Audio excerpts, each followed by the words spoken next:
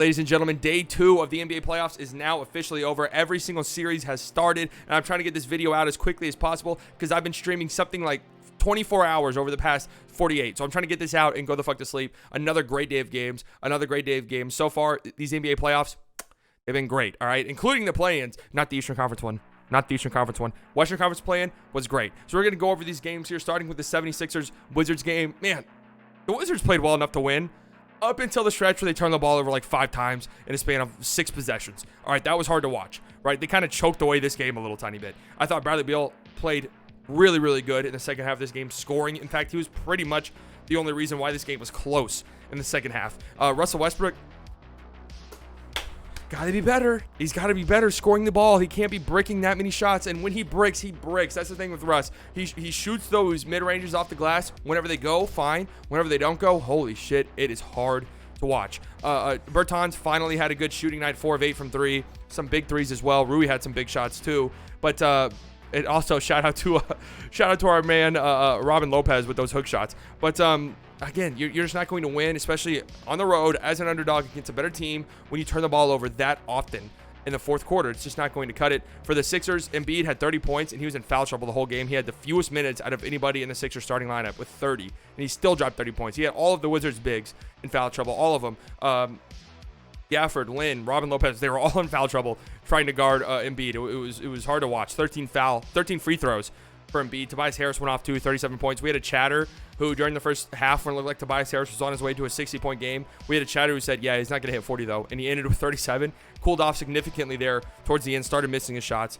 Ben Simmons had 15 rebounds, 8 offensive, and 15 assists. Only 6 points though, the Ben Simmons experience. I thought he played well though. But you know, I could see the Wizards sneaking out a win or two in this series, especially at home, because they played well enough, but they're going to have to play damn near perfect.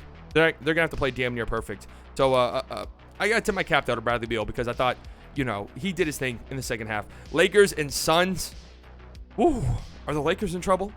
Remember last year, right? They lost game 1 to the Trailblazers, ended up dominating that series. They lost game 1 to the Rockets, ended up dominating that series. But as I was saying all day in the stream, the Suns are significantly better than both of those teams. Significantly better. And it's just like, with this Lakers team, man, LeBron seemed very like disengaged and passive way too often offensively, and AD looked checked the fuck out. I don't know what AD's deal is.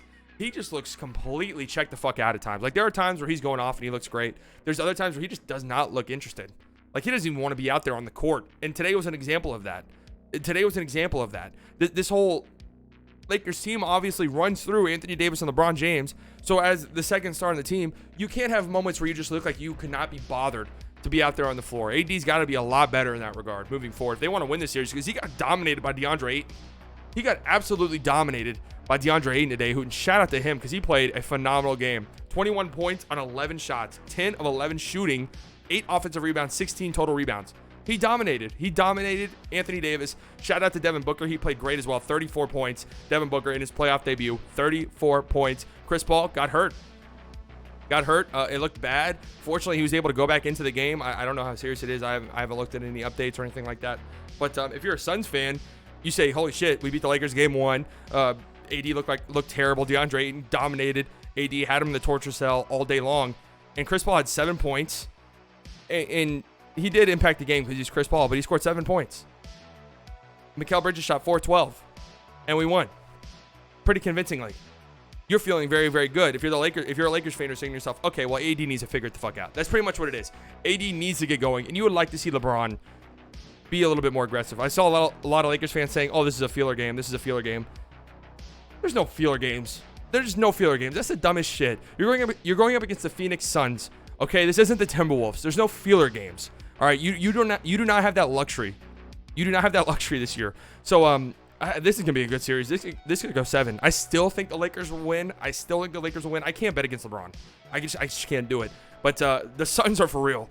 And I would be spooked if I were a Lakers fan. All right, here we go. Best game of the day. Best game of the playoffs so far. Hawks, Knicks. This lived up to the billing.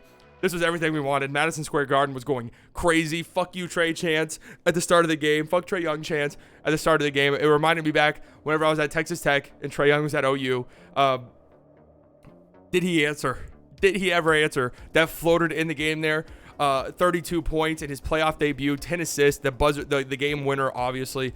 Trae Young took the game over in the fourth quarter.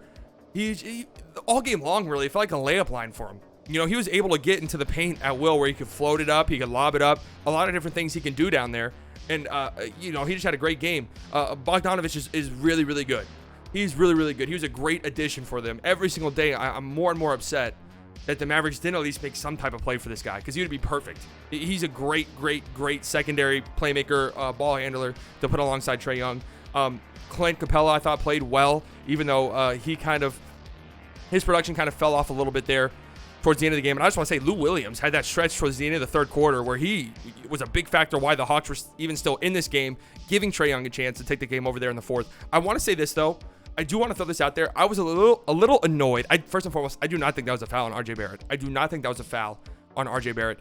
I was a little annoyed that the refs seemed to let these two teams play each other physically all game long. Trae Young had 0 free throws. 0 free throws going into the fourth quarter. He finishes with 9. Then they start calling a bunch of ticky-tack fouls in the fourth. It's like, if you want to call ticky-tack fouls, fine, right? That's how the NBA is nowadays. But at least do it all game long. Don't just wait until the fourth quarter when teams have been playing a certain way all game long and then say, okay, now we're calling ticky-tack fouls. And to be fair, the Knicks got some ticky-tack fouls too. So I'm not just saying it was only Trae Young or only the Hawks. But the Knicks got some ticky-tack fouls too. From the Knicks, if you're a Knicks fan, right, I'm looking at this and I'm saying, okay, let's be honest, terrible call there towards the end of the game on RJ Barrett. They needed a last-second shot to beat us, right? And Julius Randle went 6 of 23. I'm feeling pretty good. I'm feeling like once the nerves kind of settled down a little bit, because you could tell both of these teams early on, especially the Knicks, were a little, they were a little hyped up. Julius Randle had an awful game. There's really no two ways about it. Julius Randle played terribly, right? And he's not going to play this bad again. He's not going to play this bad again. RJ Barrett didn't shoot the ball well. D-Rose, what a job by him, huh? D-Rose and Alec Burks. I mean, Burks played a phenomenal game. He played out of his mind. That was insane to see. It was insane to see him do that out there. And let me just say this. I know they do this weird rotation. Elfrid Payton starts and only plays 8 minutes. He can't play another minute. He is trash. He is horrific. He is terrible. Do not play him anymore, Thibodeau. Do not play him again, okay? This series is going 7. Like, if I had to pick any series out of all 8 of them to go 7, this would be the one.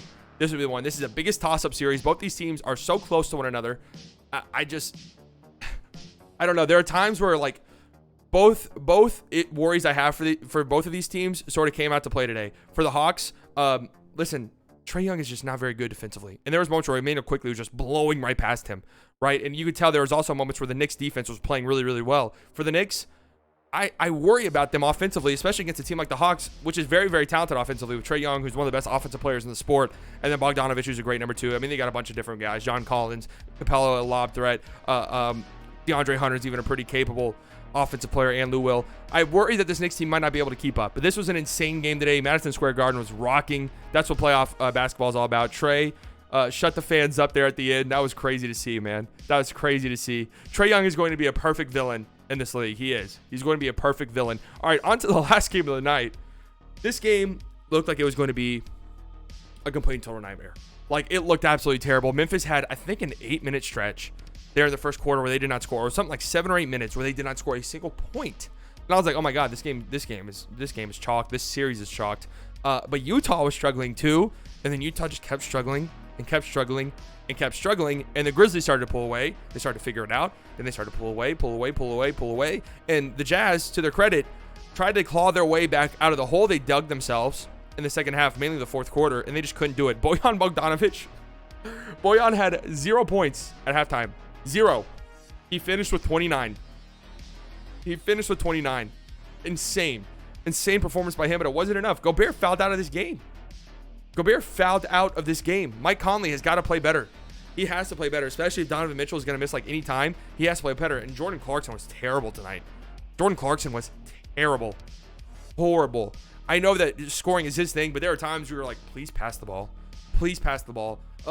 Like, just a head-scratching night from him. If you're a Jazz fan, there's no reason to panic, I don't think, if you're a Jazz fan, because as a team, you shot 25% from 3. That's obviously your thing. You turn the ball over 14 times. Those numbers are going to be better moving forward, and Donovan Mitchell will return. So I wouldn't panic right now if I were a Jazz fan. If I'm a Grizzlies fan, I'm looking at John Morant and I'm saying, dude, Life is good. Life is good. Ja Morant has confirmed over the past week that he is a killer.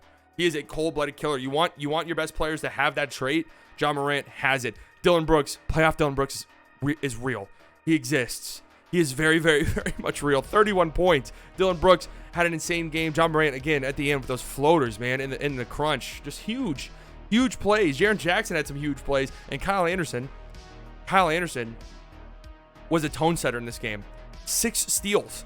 And then when the Jazz looked like they were down and out, or the Grizzlies looked like they were down and out, off in the sideline, Kyle Anderson's getting into a fight with the entire the entire Jazz roster, right? Taking them all on by himself.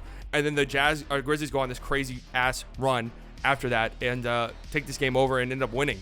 So great job by the Grizzlies, man. Huge win for them. They take home court advantage. Now, again, I think the Jazz will take care of business in this series because this was a very, very ugly game, and I have a hard time imagining the Jazz play this poorly again.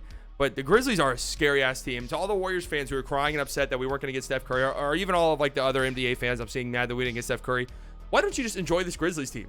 Because they're young, they're fun to watch. Ja Morant is electric. Dillon Brooks right now is electric. This team is a lot of fun to watch. They are a lot of fun to watch. So why don't you just watch them? Huh? And stop complaining about Steph Curry not being there. Jonas played well too. Want to shout out him. And again, off the bench, you had Grayson Allen hitting huge shots. Desmond Bane hitting massive shots and then smiling. And who was that? Niang's face? That was crazy. That was crazy. So shout out to the Grizzlies. Shout out to everybody who came. You could tell that I've been talking for so long. Shout out to everybody who came by the streams. They were a lot of fun. We're going back at it again tomorrow night. Fortunately, there's only 2 games, so it's not going to be an all-day thing again. Make sure you are subscribed to the channel, like the video, all of that good stuff. I'll talk to you guys later. Goodbye.